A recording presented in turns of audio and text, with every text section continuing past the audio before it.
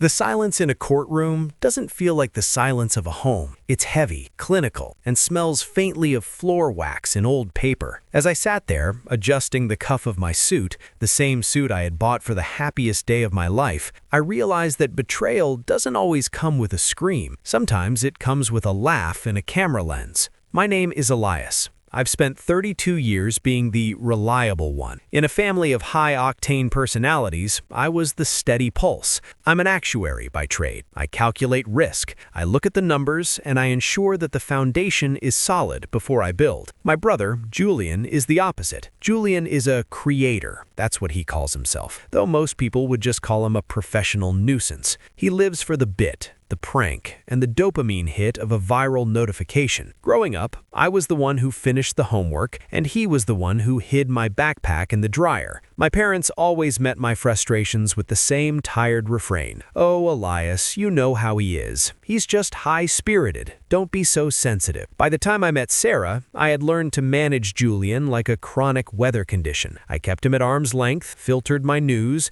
and made sure my boundaries were reinforced with steel. Sarah was my peace. She's a pediatric nurse with a laugh that sounds like bells and a patience that I feared Julian would eventually exhaust. When I proposed, I did it in the quiet of a botanical garden. No cameras, no audience, just us. But the moment we announced the engagement, the high-spirited brother I had tried to manage saw something I hadn't, an opportunity for content. The year leading up to the wedding was a masterclass in calculated restraint. We chose a historic manor in the valley, a place of ivy-covered stone and hand-carved oak. It wasn't cheap. We saved for 3 years, $42,000. That was the number etched into my brain. It represented every overtime shift Sarah worked, every vacation we didn't take, and every calculated investment I had made. "I'm going to make this the most memorable wedding in history, Elle," Julian told me during the rehearsal dinner, his eyes darting around the room as if he were scouting locations for a film shoot. He had his phone out, filming his steak. "People are going to be talking about the Julian-Elias union for years." "It's not a union between you and me, Julian," I said, my voice low and level. I felt that familiar tightening in my chest, the one that usually preceded a disaster. "It's a wedding, a sacred, private event. I'm asking you, as your brother, no pranks, no bits. Just be my best man." He laughed. That sharp, dismissive sound that always made me feel like I was the one being unreasonable. He clapped me on the shoulder, his grip a little too tight. "Relax, big bro. You're so stiff. You need to learn to live a little. I've got everything under control." I should have known then. I should have looked at the way he was whispering to his crew. 2 guys he paid to follow him around with stabilizers and external mics. But I wanted to believe, just once, that my wedding day was more important to him than a trending hashtag. The morning of the wedding was perfect. The air was crisp, smelling of pine and expensive lilies. Sarah looked like a dream, a vision of lace and soft light. As I stood at the altar, watching her walk towards me, the world felt calibrated. The risk was managed. The investment was paying off in pure, unadulterated joy. The ceremony was beautiful. We exchanged vows that we had written ourselves, words that were meant for our ears only, though shared with 100 guests. We kissed. And for a moment, the reliable one felt like the luckiest man alive. Then came the reception. We were sitting at the head table. The champagne had been poured. The mood was sophisticated, elegant, exactly what Sarah had dreamed of. It was time for the best man's speech. Julian stood up, adjusting his lapel, a smirk playing on his lips that made my blood run cold. He didn't have a piece of paper. He had a remote control. "Ladies and gentlemen," Julian projected, his voice booming with a practiced, performative energy. "We all know Elias. He's the guy who plans his bathroom breaks. He's the guy who reads the terms and conditions. Boring, right?" A few people chuckled nervously. Sarah's hand tightened under the table, her fingers lacing through mine. Julian said it was time we gave this wedding a little, spark, clicking the remote. I expected a slideshow. I expected an embarrassing video of me as a child. I did not expect the ceiling to erupt. Julian had bribed a catering staffer to let his crew install industrial-grade confetti cannons and cold spark pyrotechnic machines into the floral arrangements hanging above the dance floor and the head table. But he hadn't cleared it with the venue. He hadn't checked the fire codes of a 150-year-old wooden manor. When he pressed that button, it wasn't just a shower of paper, it was a localized explosion. The cold sparks caught a draped silk arrangement. In 3 seconds, the ivory fabric was a sheet of orange flame. The confetti, thousands of tiny metallic strips, didn't just float, it sucked into the industrial ventilation system, causing a mechanical screech that sounded like a dying animal. The fire alarms didn't just chirp, they wailed, triggering the ancient overhead sprinkler system. In an instant, my $42,000 dream was drenched in stagnant, black-tinted water from pipes that hadn't been cleared in decades. The sound of a wedding is supposed to be laughter, the clinking of crystal, and the soft swell of a cello, but the sound of my wedding was the mechanical roar of a high-pressure sprinkler system and the collective, terrified gasp of 100 people. The water didn't come out clear. It was black, oily, and smelled of rusted iron, sediment that had sat undisturbed in the manor's pipes since the Reagan administration. It rained down in a heavy, rhythmic pulse, drenching the hand-painted silk runners, the imported lilies, and the 5-tiered lemon-lavender cake that Sarah had spent months designing. I looked at Sarah. That's the image that stays with me. Her white lace dress, the one she had cried with joy over during the final fitting, was turning a mottled, bruised gray. The black water streaked down her cheeks like charcoal tears. She wasn't screaming. She was just standing there, her hands frozen in midair, watching her dream dissolve into a puddle of soot. "Julian!" I roared, the sound tearing from my throat. My brother wasn't helping. He wasn't grabbing a fire extinguisher or ushering the elderly guests toward the exits. He was backing away, his face illuminated by the glow of his phone. He was still filming, even as the panic set in, even as the venue coordinator started screaming about the fire department. Julian was narrating. "Oh my God, guys, look at the chaos. The sprinklers actually went off. Elias is losing it. This is insane. Stay tuned for the reaction." The cold sparks he had promised were anything but. One of the floral installations, a massive ring of dried pampas grass and silk roses, was now a halo of fire against the dark wood of the ceiling. The venue's emergency system was doing its job, but the damage was absolute. "Everyone out, now!" I yelled, finding the voice I used for corporate emergencies, the calm, low tone that commands authority even when the world is ending. I grabbed Sarah's hand. Her skin was ice cold and slick with the oily water. I guided her toward the French doors, stepping over the ruined remains of our $8,000 catering spread. People were slipping on the marble, finery ruined, the smell of smoke mixing with the stench of stagnant water. Outside on the lawn, under the cold moonlight, the reality hit. The fire trucks arrived within minutes, their red and blue lights strobing against the stone facade of the manor. The fire was out quickly, but the water damage was total. The responsible one had just presided over a catastrophe. My parents ran over, my mother clutching a damp pashmina to her chest. She looked at Sarah, then at us, and then, infuriatingly, she looked for Julian. "Where is he? Is he okay?" she fretted. "Is he okay?" I whispered, my voice trembling with a rage I had spent a lifetime suppressing. "Look at Sarah, Mom.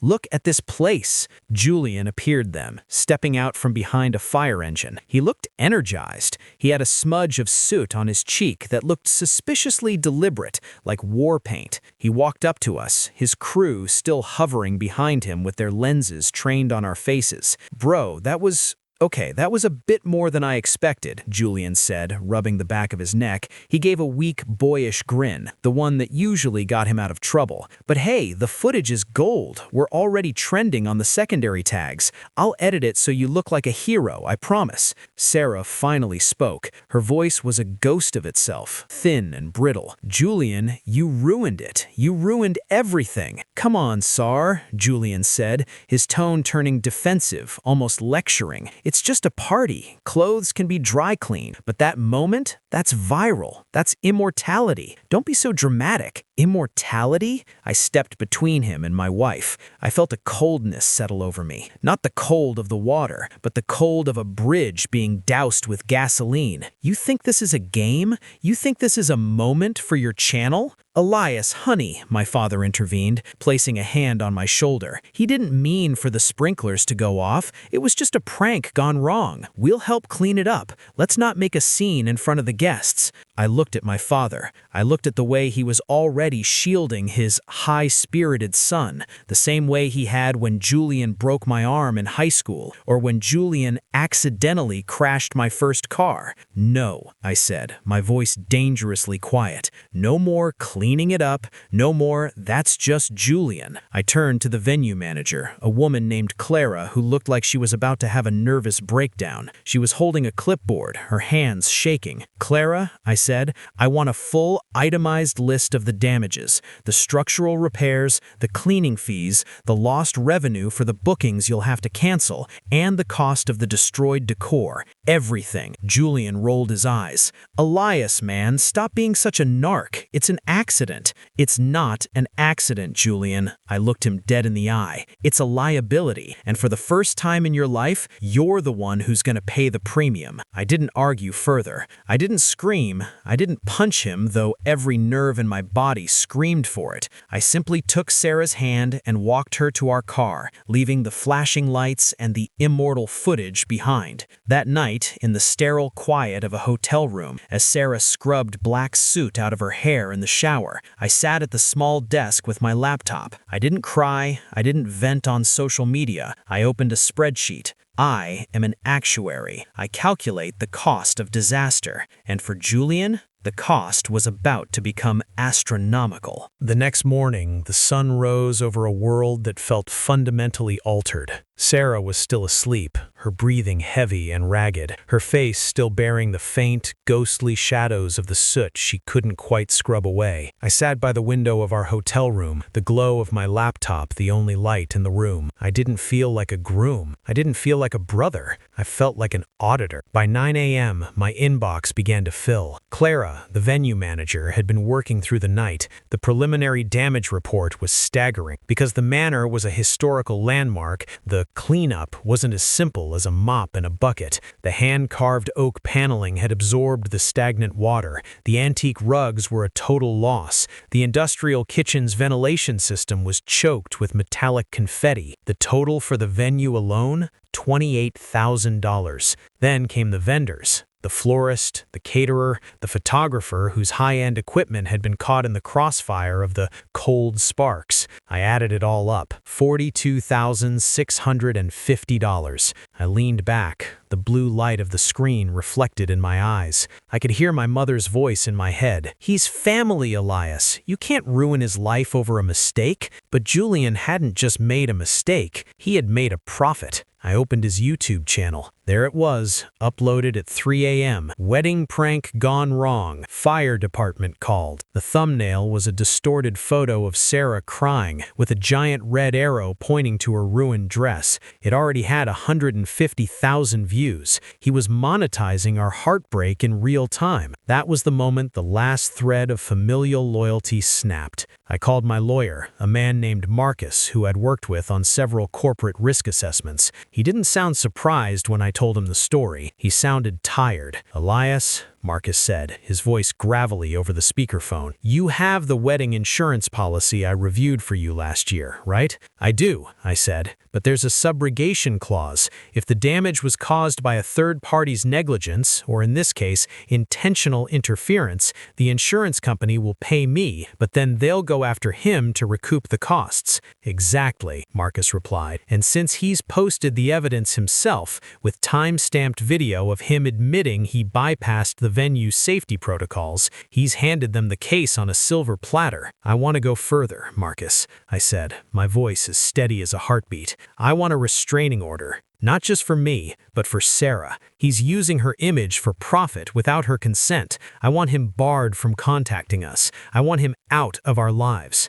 There was a long silence on the other end. He's your brother, Elias. You know, once I file this, there's no oops moment. This is a legal scorched earth policy. He scorched my wedding, Marcus. I looked at Sarah, who was stirring in her sleep, her hand clutching the pillow as if it were afraid it would be snatched away. It's time he felt the heat. The fallout was instantaneous. 2 days later, the responsible one delivered. I didn't call Julian. I didn't text him. I sent a process server to his content house. I was at my parents' house when the call came. My mother was mid-sentence, telling me how we should all just have a nice Sunday brunch and move past this when her phone shrieked. It was Julian. He wasn't laughing anymore. "Julian, what the hell is this?" he screamed, his voice audible even from across the room. "I just got served. A restraining order? And a bill for $42,000? Are you insane? I don't have that kind of money." "You have the ad revenue from the video, don't you?" I asked, my voice calm, almost clinical. That's for my business. That's for my next project," Julian yelled. "Mom, tell him. He's trying to bankrupt me over a prank." My mother looked at me, her eyes wide with shock. "Elias, honey, surely you don't mean this. $40,000? He's 24. You'll ruin his credit. You'll ruin his future." "He ruined my present." I stood up, smoothing my shirt, and he did it for views. He chose to turn our wedding into a project, so I'm treating it like a business transaction. He caused a loss, he covers the liability. That's how the world works, Mom, even for Julian. "You're being cold," my father said, standing up to join my mother's side. "You've always been jealous of how easy things come to him. This is just your way of punishing him for being more popular than you." I stopped at the door. I felt a pang of sadness, not for the relationship I was losing, but for the one I realized I never actually had.